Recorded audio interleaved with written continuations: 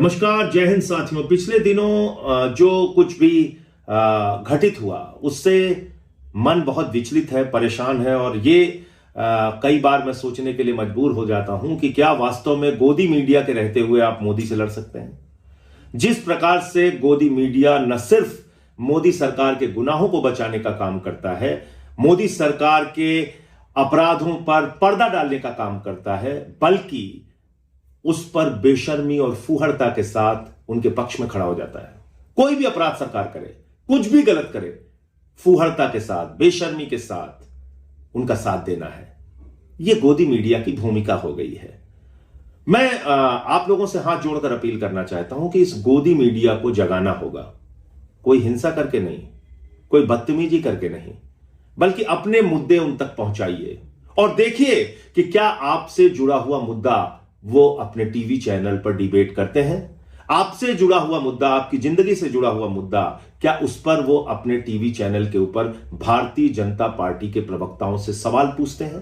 इसको देखिए, क्योंकि पिछले दिनों एक मामला आया एप्स्टीन फाइल का। ऐसा दरिंदा जो बच्चियों के साथ बलात्कार न सिर्फ करने में बल्कि दुनिया के बड़े बड़े लोगों को शामिल करके महिलाओं का, बच्चियों का शोषण करने के मामले में उसका नाम सामने आया, जिसमें हरदीप पुरी जो मोदी सरकार के मंत्री हैं उनका भी नाम सामने आया, मोदी जी का भी नाम सामने आया कि उसने कोई मीटिंग इजराइल के प्रधानमंत्री से उनकी फिक्स कराई थी, अनिल अंबानी का भी नाम सामने आया। पूरी दुनिया में एप्स्टीन फाइल को लेकर विरोध हो रहा है, प्रदर्शन हो रहा है, इस्तीफे हो रहे हैं, बड़े बड़े लोगों के खिलाफ जांच चल रही है, उनकी गिरफ्तारियां हो रही हैं। लेकिन भारत में गोदी मीडिया ने सारी हदें पार कर दी है। आपने देखा होगा जो अडानी का टीवी चैनल है एनडीटीवी, उसकी एक पत्रकार है, वरिष्ठ पत्रकार पद्मजा जोशी जी, किस बेशर्मी के साथ वो एप्स्टीन का बचाव कर रही हैं। वो कह रही हैं एप्स्टीन भले ही बच्चियों का शोषण करता था, भले ही बलात्कारी था, भले ही गुनहगार था, भले ही ऐसी खबरें आ रही हैं कि वहां इंसानों के मांस खाए जाते थे, लेकिन बावजूद इसके वो पावर ब्रोकर था। यह तर्क है पद्मजा जोशी का।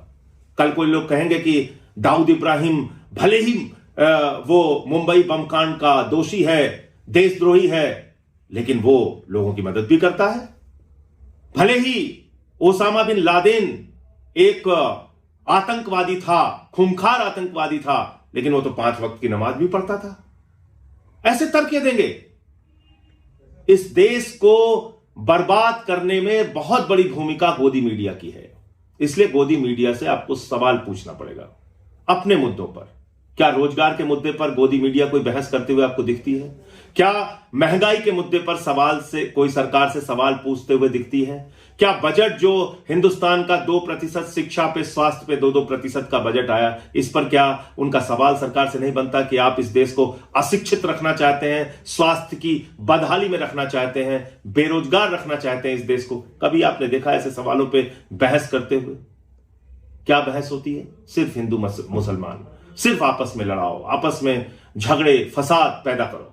एक टीवी चैनल पे अभी मैंने देखा कि उस पे जानकारी दी जा रही थी कि कौन मुगल शासक समलैंगिक था, नहीं था। बाबर के बारे में प्रमाण दिया जा रहा था कि वो समलैंगिक था। ठीक है, आप कार्यक्रम दिखाइए, बहुत अच्छी बात है, इतनी गंभीर गंभीर जानकारियां आप देश को दे रही हैं। लेकिन आप एप्स्टीन जैसे खूंखार दरिंदे का, राक्षस का बचाव कैसे कर सकते हैं जो पद्मजा जोशी ने किया?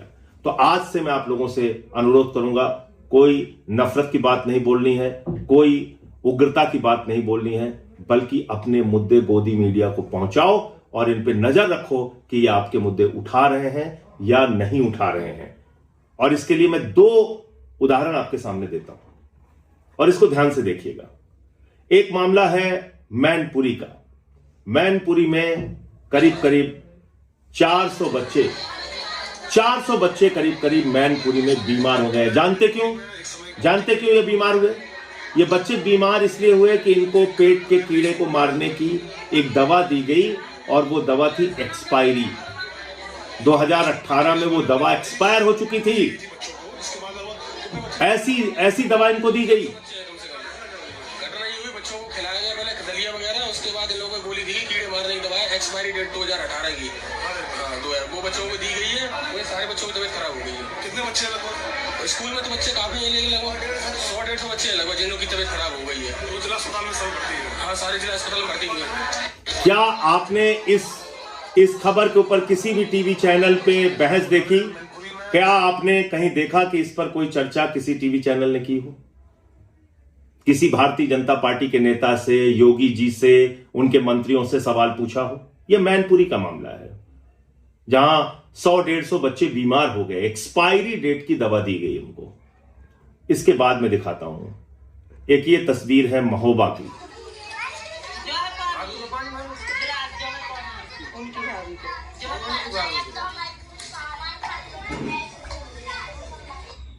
ये शुरू से देखिए।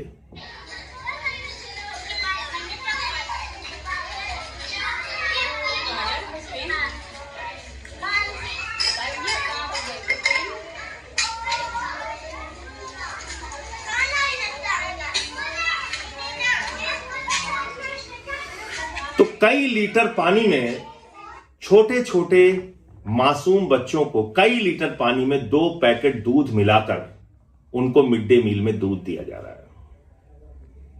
इस भ्रष्टाचार पे किसी हिंदू का खून नहीं खौलता।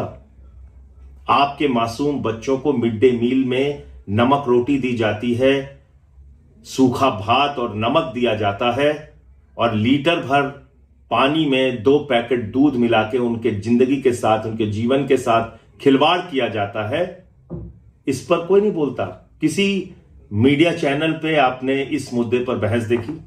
ऐसे तमाम मुद्दे हैं जब हमारे प्रयागराज के नौजवान बेरोजगारी को लेकर सवाल उठाते हैं, या देश भर में अग्निवीर को लेकर जब गुस्सा फूटता है नौजवानों का। क्या इन सवालों पर गोदी मीडिया कोई बहस करता है?